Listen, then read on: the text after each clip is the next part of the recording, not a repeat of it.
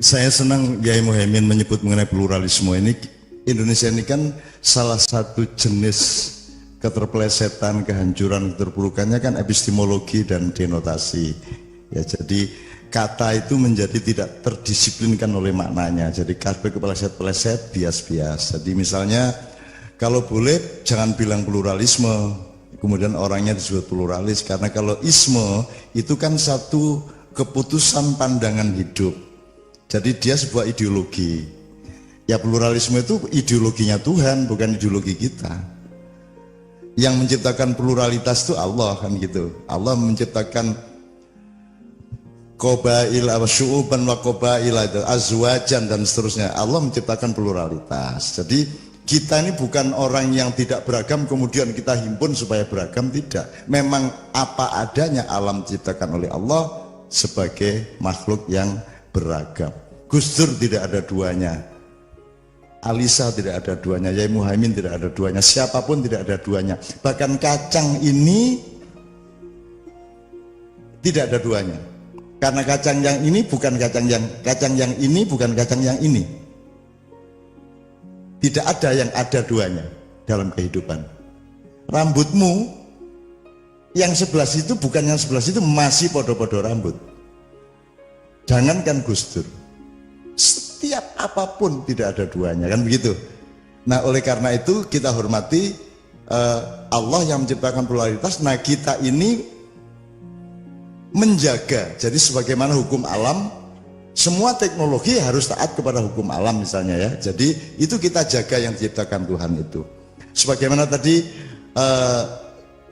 sahabat kita dari Sunda Wiwitan yang mengatakan bahwa sebelum ada agama import atau yang sekarang oleh orang modern disebut agama samawi, sesungguhnya sudah ada kearifan lokal dan pencarian-pencarian ijtihad. Jadi orang Sunda, orang Jawa itu sebenarnya sudah menemukan para malaikat, sudah menemukan dewa, sudah menemukan yang tinggi-tinggi, nilai-nilai yang paling mulia.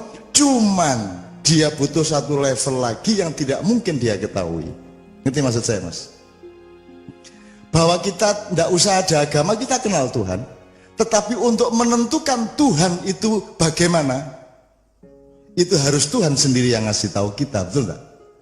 Nah jadi kita kenal Allah, kita kenal Tuhan, apapun namanya, Sang Hyang Widi, Sang Hyang Tunggal, segala macam kita kenal. Tetapi ada level yang Anda tidak bisa mencapai dan meneliti dan mengetahuinya.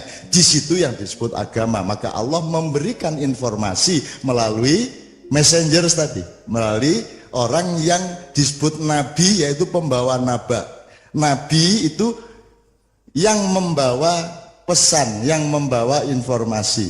Kalau rasul yang menerapkan pesan itu. Jadi kalau ibarat tentara, nabi itu jenderalnya, rasul itu pangapnya, kan begitu. Nah, untuk tahu Tuhan Rahman Rahim utamanya itu kita tidak bisa lewat Sunda, lewat Jawa, hanya bisa lewat informasi Allah sendiri, bahwa Allah itu ikonnya Rahman Rahim. Saya tanya sama Anda dikit sebelum lagu ya.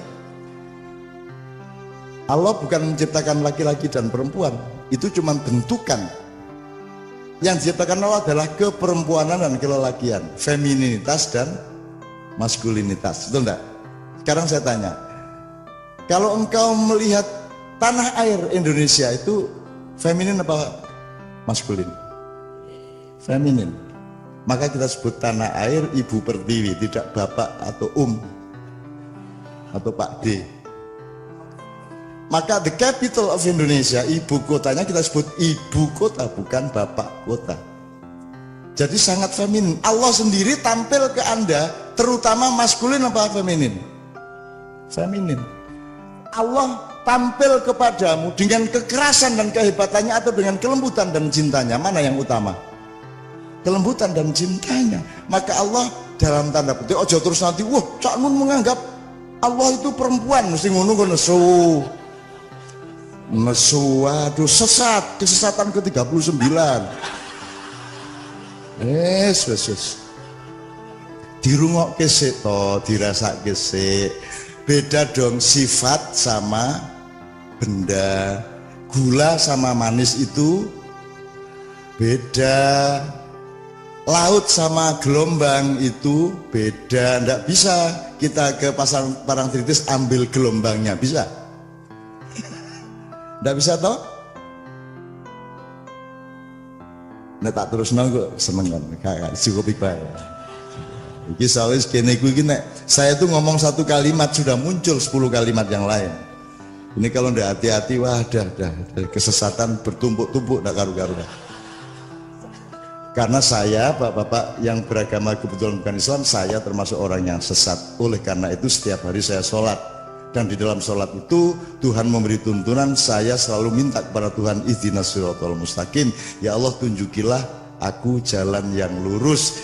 Orang yang minta jalan lurus adalah orang yang belum lurus, orang yang masih sesat, kan gitu. Jadi kalau Anda dibilang sesat itu, lu kok ngerti kowe, gitu ya, pinter tenan kowe, kan gitu ya. Utawa ngene, nek kowe pas nesu, lah kok lagi ngerti kowe, habis ket biyen aku menunggu ya. Oke, jadi bapak-bapak sekalian, kembali ke pluralitas. Pluralitas itu ciptaan Tuhan. Kalau bisa memang kita cari bahasa lain ya Pak ya, kita cari bahasa lain lah. Ya pokoknya jangan ngomong keragamannya, kita pasti ragam kok, gitu loh. Kita jangan, ndak usah anti apa misalnya anti, ndak usah ngomong anti-anti. Sebab kalau misalnya apa anti apa? Contohnya anti apa yang ada di dunia ini? Anti korupsi. Untuk anti korupsi Anda butuh korupsi dulu, betul enggak? Baru anti korupsi. Mbok kalau bisa ndak usah anti, pro saja sejak awal, gitu loh. Ndak usah minat dulu mati ilah nur, kalau bisa langsung nur saja, gitu ya. Oke.